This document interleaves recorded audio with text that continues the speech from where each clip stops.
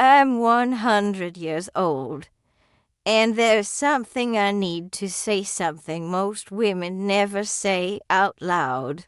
I've been carrying this truth for 3 years. It still wakes me in the middle of the night, staring at the ceiling, wishing I could turn time backward. Because the truth is simple and heavy. I was the one who broke my marriage, not my husband. My husband's name was James. We were married for 72 years. We raised 3 children together and built a life from nothing. We started in a tiny apartment in Detroit and worked our way to owning our home outright. For most of those years, I told myself we had a good marriage, steady, dependable, the kind that lasts. But here's what nobody tells you about long marriages. You can stay together for decades and still be lonely. You can share a house and never truly let the other person in. James died 3 years ago. A stroke. 1 minute he was watching the evening news. The next minute he was gone. And what haunts me isn't just how suddenly it happened, it's what he said a week before. We were sitting on the porch after dinner when he looked at me and said, very quietly, I'm still here. I've been here the whole time. I just wish you'd let me back in.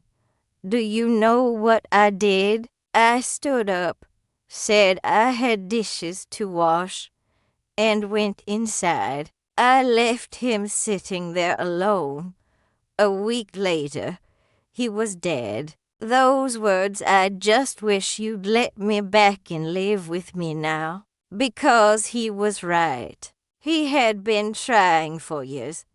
Now listen, I'm not pretending James was perfect. He wasn't early on. He worked long hours at the plant. He missed school plays. He forgot anniversaries. There were years I felt like I was raising the kids and running the house by myself while he came home, exhausted and distant.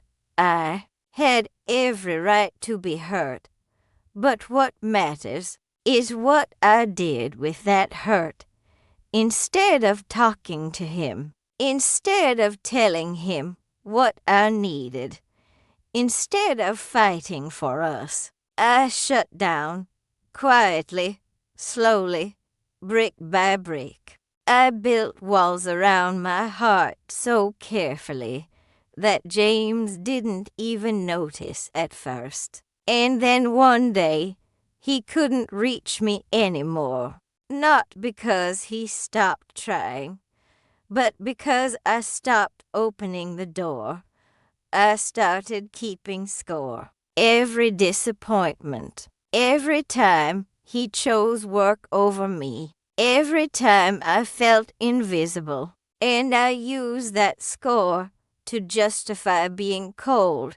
He didn't notice my new dress. Fine, I won't compliment him. He forgot to call. Fine, I won't ask about his day. He reached for my hand. Fine, I'll pull away.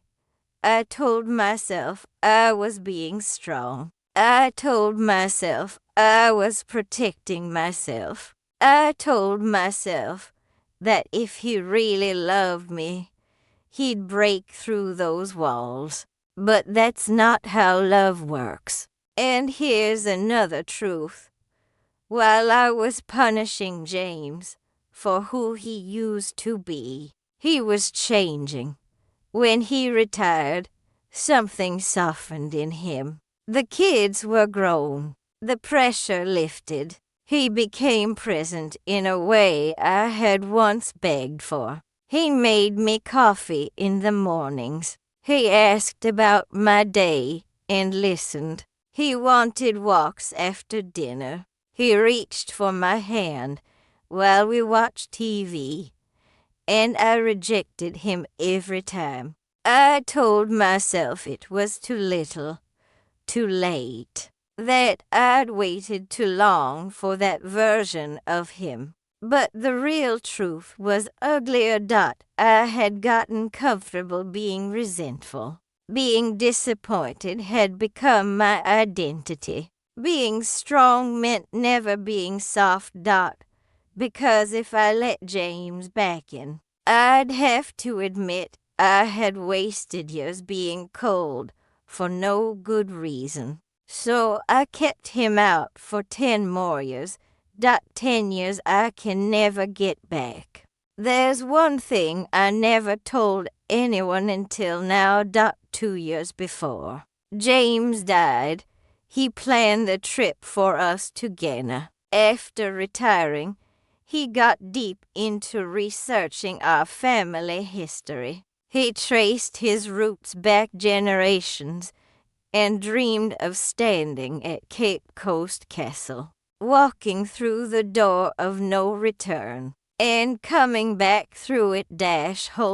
He planned everything: flights, hotels, tours. He was shaking with excitement when he showed me the itinerary, and I said no.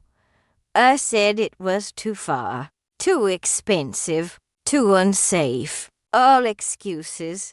The truth, I was scared that if I went with him, I'd have to feel again. Scared that I'd have to admit I still loved him.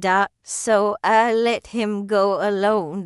My husband traveled halfway around the world to face his history, and he did it without me.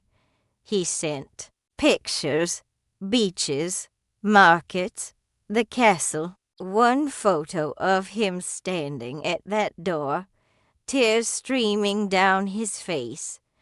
I didn't respond. When he came home, something in him had gone quiet. I told myself we'd talk later. I told myself we had time. 18 months later, he was gone.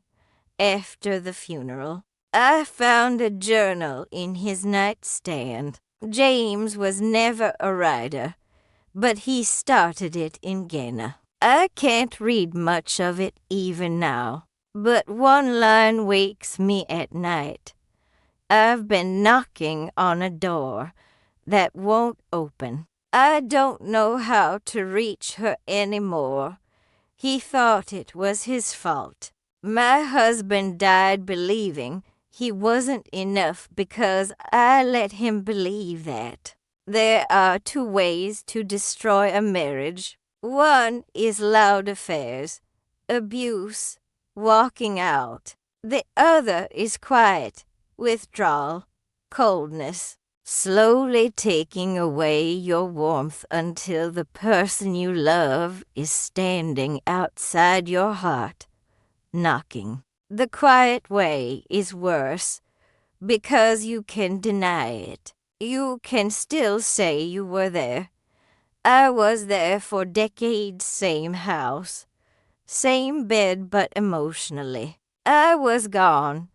If you're listening to this, and you see yourself, if you're keeping score, if you've built walls because you were hurt, please hear me. Your partner cannot climb walls you refuse to lower. They cannot read a heart you've closed. And one day, they will be gone, I know, because that's where I am now. There's a photo on James's side of the bed. I haven't moved it in 3 years. It's from our wedding day. He's smiling at me like I'm the only woman in the world. And I think about everything I should have done differently. I should have talked instead of shutting down. I should have forgiven sooner. I should have let myself be soft. I should have said yes to the walk, to the hand-holding together. So here's what I'm asking you to do today. If you love someone, tell them. If you've built walls, start taking them down. If your partner is trying, let them. Stop punishing them for who they were years ago, because time is shorter than you think.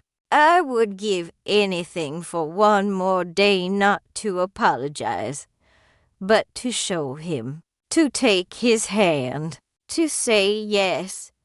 I didn't get that day. You still might. Don't waste it the way I wasted mine.